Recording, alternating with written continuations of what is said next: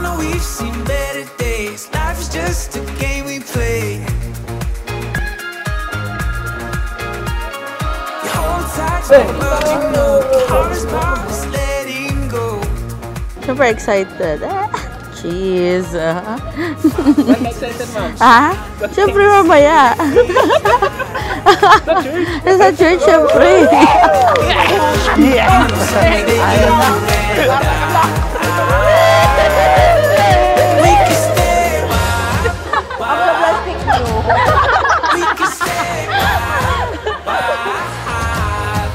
First time, excited na masaya at may kasama siyempre feelings na kuhan.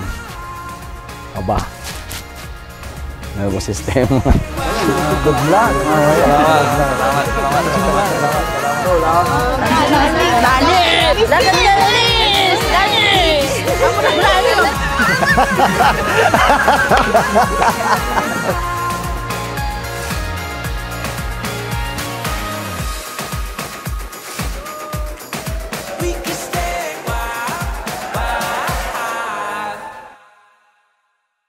Ang pag-aasawa ay hindi katulad ng isinubo mong mainit na kanin na kapag napasok ka, inuluwa mo ito.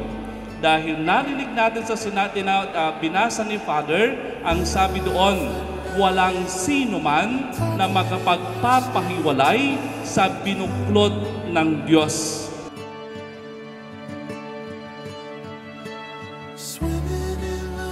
See you at the altar. Yan lang. Ay, ako shy type. Ay! Hindi.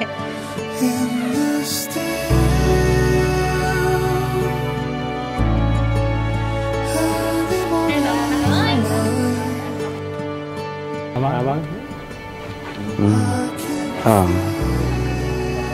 Dapat magmahalan silang dalawa. Walang away-away.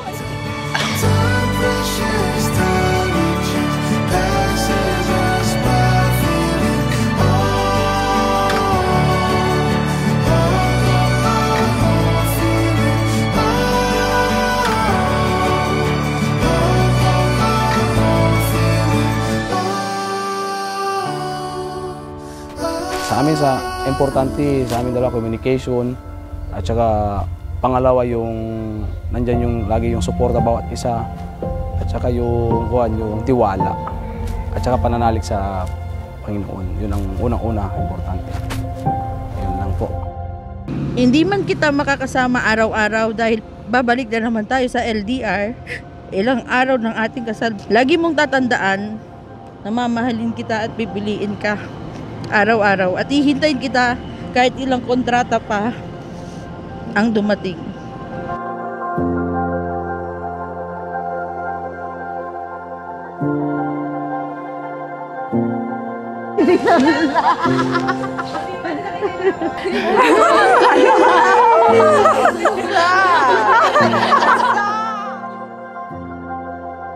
Yung araw na ito, yung oras na ito, na kayong dalawa ay sumagot ng yes panghabang buhay, na kayong dalawa ipinakita ninyo, ipinagsikawan ninyo sa buong mundo ang inyong pagmamahalan sa isa't isa.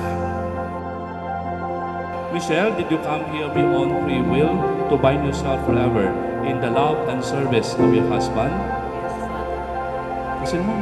Yes, Father.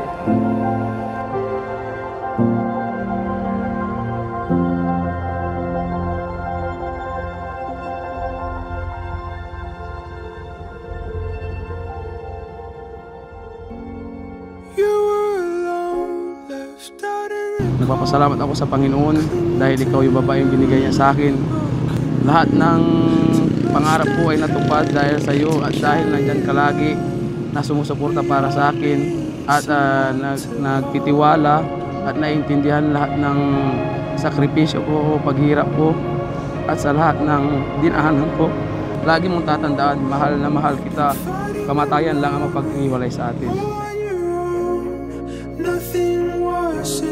Nothing grows. I know how it feels being by yourself in the rain. We all need someone to stay. The fallen and lonely cry. fix me up? Will you show me hope? The end of the day and we're helpless. Can you keep me close? Can you love me?